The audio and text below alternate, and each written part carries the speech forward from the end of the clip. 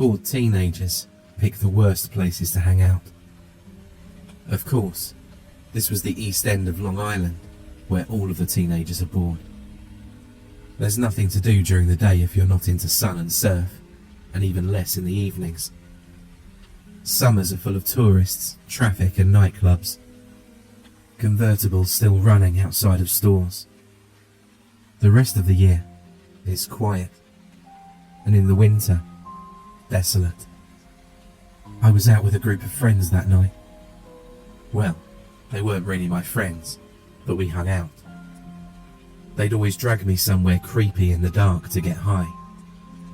Usually, it was someplace in the woods where I can't see my hand in front of my face. One time, it was an old betting track that had been condemned. Then there's the obvious one, a cemetery. Nothing says buzzkill like being surrounded by dead people. Sometimes, I wasn't sure if it was better than staying home alone.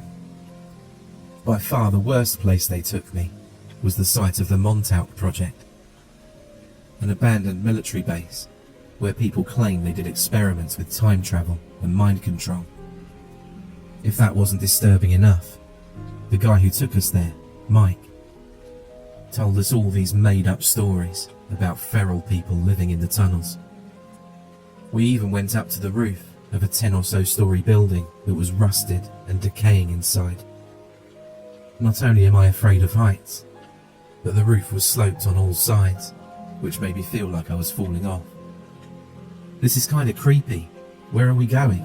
I asked, hoping it would be tame in comparison. "We're going to an abandoned house," said Mike, much to my dismay. People had often tried getting me to go to abandoned houses, but I always refused. At least those other houses were near a main road. But wherever we were going was far off the beaten path. We'd been driving for a while in the pitch black, down some road that felt endless. I couldn't see in front of us either, since the car we were following was blocking the view, and Mike was driving pretty close. "It's not really abandoned," said Jeff from up in the passenger seat. "It's just empty. It was built recently, but I guess they haven't finished some stuff, like the wiring and the locks." I wondered why anyone would build a new home in the middle of nowhere. There was nothing but trees lining the road we'd been on, and it was a long road. I was relieved to hear that the house was new, since abandoned houses are usually decrepit and falling apart. They remind me of places you should never go. Places where horrible things lurk in the corners and under creaky floorboards. And let's not forget splintery wood and nails jutting out in all directions, just waiting to pierce drunken teens in the darkness. In the back seat with me were two alternative hippie girls.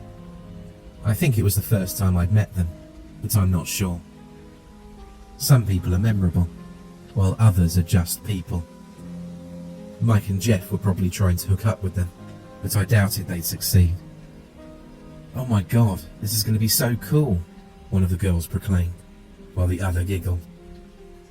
"Cool, huh?" I wasn't convinced. I suppose when you're an outgoing person in a place with little excitement, you have to travel to empty houses in the middle of nowhere to get your kicks. As for me, outgoing wasn't my thing. When we finally pulled up to the house, the first thing I noticed was the uneven ground all around it. Nothing says unfinished home like piles of dirt, unfilled holes, and a view of the foundation. Once both drivers shut off their headlights, all I saw was black. We filed out of the cars, and a couple of people with flashlights led the way up to the house. "Ow, damn it," someone shouted. It was Melanie, the one girl I'd actually talked to a little before. She must have rode in the other car, because she used to go out with Mike, and now things were a little bit uncomfortable between them. I didn't really know the guys in the other car, but at least I knew Mike and Jeff, and I guess Melanie.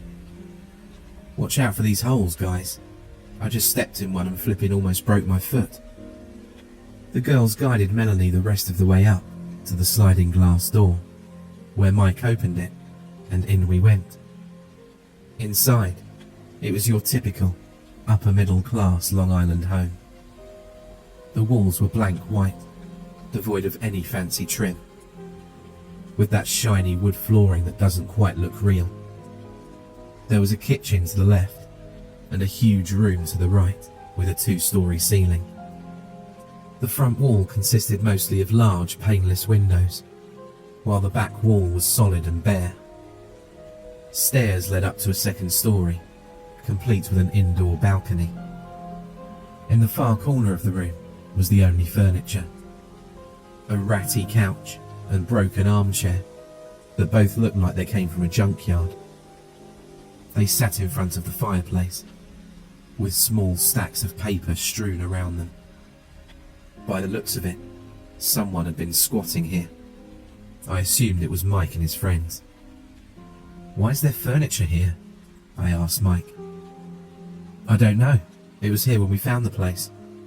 The rest of the house is totally empty. Those papers weren't here before, though." "That's so weird," was my typical response to unusual things. The last thing I wanted to find at that house was something unusual. Without the flashlights, it was too dark to see, and I hate being in unfamiliar places in the dark. At least our voices echoing through the house gave me a little bit of comfort. It felt like everyone was close by at all times. A few of the girls started exploring the house. Intimidated by the darkness, I decided to hang out by the fireplace, where Jeff was making a fire. Not having a flashlight made me nervous, and the light from the fire was a fair substitute. I sat in the cruddy armchair, sipping a beer, as Jeff was checking out the papers. "What is all this stuff?" I asked. "I don't know. Some kind of medical stuff. Look," he replied, handing me a few sheets. They looked like pages torn from medical journals, diagrams of human anatomy and such. Maybe they were photocopies, but in the dim light of the fire, it was hard to tell. It was odd that someone would bring so many random papers to an empty house in the middle of nowhere, especially if it was a squatter. "I figured these would be someone writing a book or something," I said. "That's what I thought. Maybe someone came here to study. This is a really weird place to study. And then to just leave it all here? Creepy, huh?" "Kinda," I replied sarcastically. By this point, I was getting pretty bored. Sitting on trashy furniture, surrounded by stacks of mysterious papers, in a dark house, with people I didn't know that well. I've only mentioned Mike and Jeff by name, because I can't remember anyone else's, except for Melanie. She was as creeped out by the Montauk project as I was, so we bonded a little. I could hear her voice from the 2nd floor, as she and the other girls were getting excited about something. They hurried down the stairs, with Melanie waving a jumbo-sized sheet of paper. "Guys, check this out. It's so freaky," she elated, holding up some sort of crude drawing. It was the outline of a child in black marker. I recalled making those drawings in elementary school. A kid would lay down, and another would trace their body with magic marker or crayon. Only in this case, the hands had been coloured in red. Jeff was the first to say, "What the hell?" But we were both thinking it. The mysterious papers were bad enough, but now a mysterious drawing? For a moment, I wondered if some of the guys were playing a practical joke. "It was in one of the rooms upstairs," said Melanie. "All of the rooms were completely empty except for this." She, along with her 2 friends, seemed playfully frightened. The kind of frightened you'd expect from someone watching a scary movie they know isn't real. Regardless of the odd nature of the drawing, it was the only interesting thing that had happened since we got here. "The weirdest part is the hands being red," I said. "It's so weird." "Right?" Jeff concurred. "I want to take it home," Melanie squealed. "Why?" I asked. "It's freaking scary." Why is it even here? We had fun coming up with explanations, which helped me forget how disturbing it was. Maybe some kids were hanging out in the house and made it. But we couldn't figure out why they would have brought such a huge piece of paper. Then we thought it could have been made in school and someone brought it to the house. Still, none of our theories could eliminate its somewhat sinister presence. Mike and the others came over to see what we were doing. Soon, we were all discussing the fate of the drawing. Melanie seemed to like it, but the rest of us were more superstitious. Our excuses for its existence started getting silly, as you might expect from a group of inebriated teenagers. What if it was made by a ghost? We shouldn't touch it. Maybe there's a ghost of a little kid living here, and that's why no one's moved in yet. Someone probably cut off his hands, and that's why they're red. Once we ran through every ghost story cliché we could think of, we came to the consensus that the drawing would stay. Melanie laid it on the armchair to make it look like it was sitting. The other girls were going up to the roof, and Melanie asked me to come. I'm afraid of heights, remember? I was hoping that'd be enough to make her leave me alone. Last time we went up on a roof, I swore I would never do it again. Oh, come on. You've just been sitting in here the whole time. Besides, the roof is really cool. You can't fall off unless you try. I gave in and followed her up to the second floor. The middle was flat, surrounded on all sides by upward slants. My fear didn't come into play, which was a pleasant surprise. It was probably the coolest hangout roof I'd ever seen. While the girls and I laughed over nonsense, Melanie walked up one of the slants to a peak so she could look down. Melanie, don't fall, the girls said, almost in unison. Oh, shut up, I'm not going to fall, Melanie grumbled, shining her flashlight around. For a minute she was silent, and then asked, Can someone come up here for a second?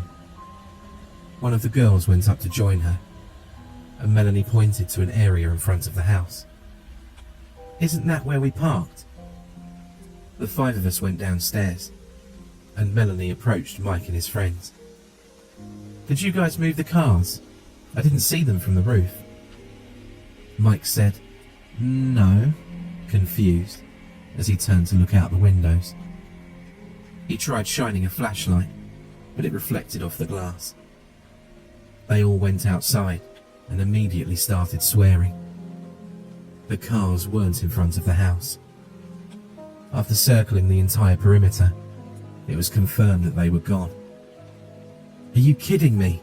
Mike yelled, his voice disappearing into the sky.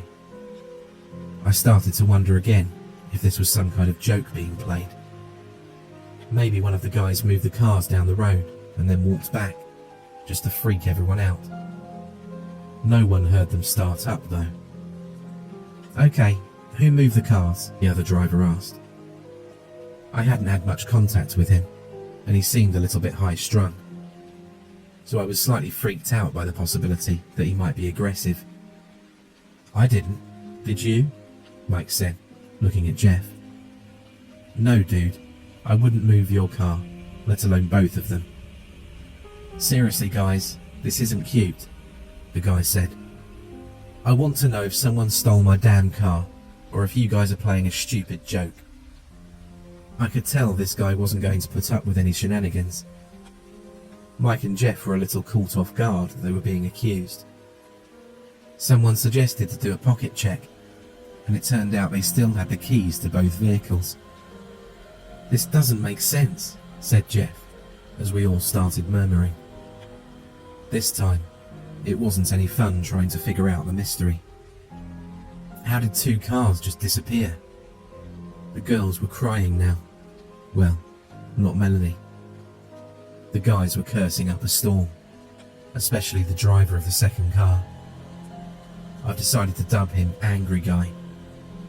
Not that his anger wasn't justified, it was just his most prominent trait.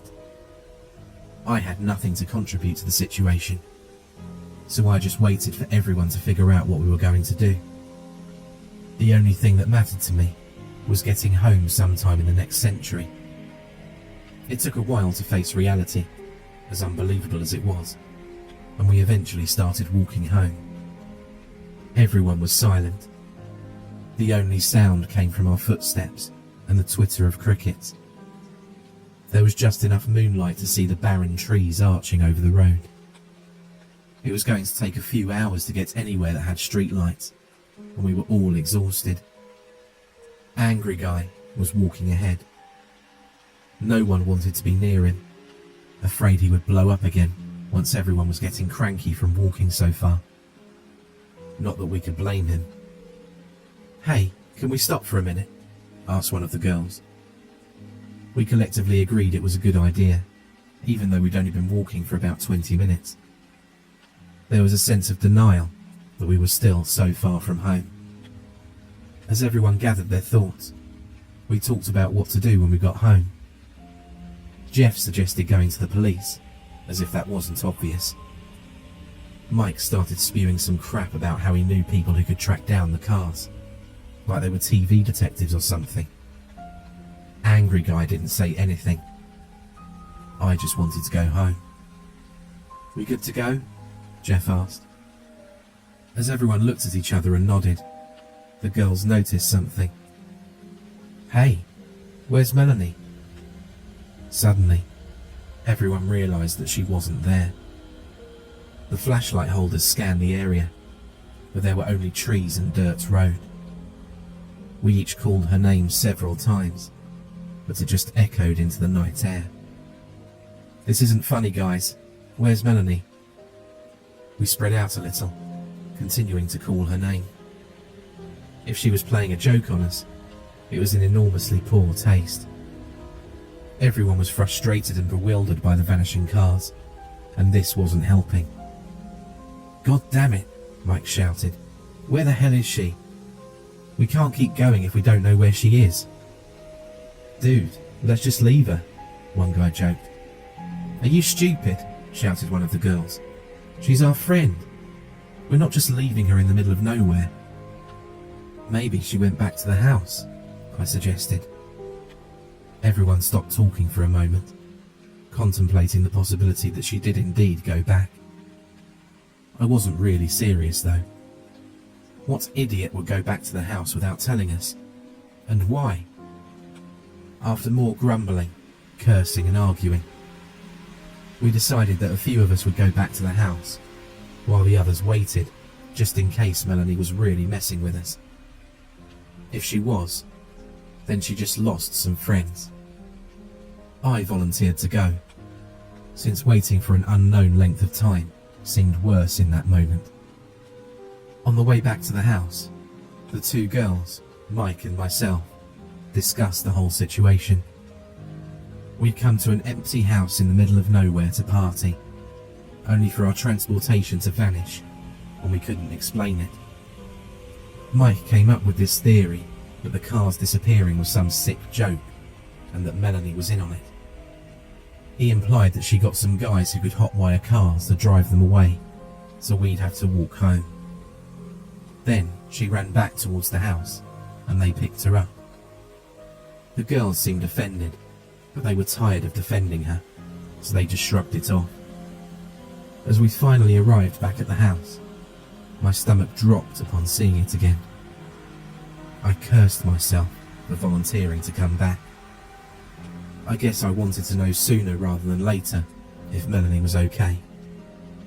Approaching the sliding glass door, we were surprised to see it open. "Did we leave the door open?" asked Mike. "I'm almost positive someone closed it," I replied. If there was any reason for it being open, it had to be that Melanie went back inside. As we entered the main room, the house felt emptier than before. I noticed that a lot of the medical papers were in the fireplace, and the contour drawing of the child with red hands was gone. We searched the kitchen while calling for Melanie. It was clear she wasn't on the first floor, so we headed upstairs. "I'm going to be so pissed if she's not here," said Mike, "because then we came back for nothing." The girls just ignored him, and went to search the rooms, while I split off to go check the roof.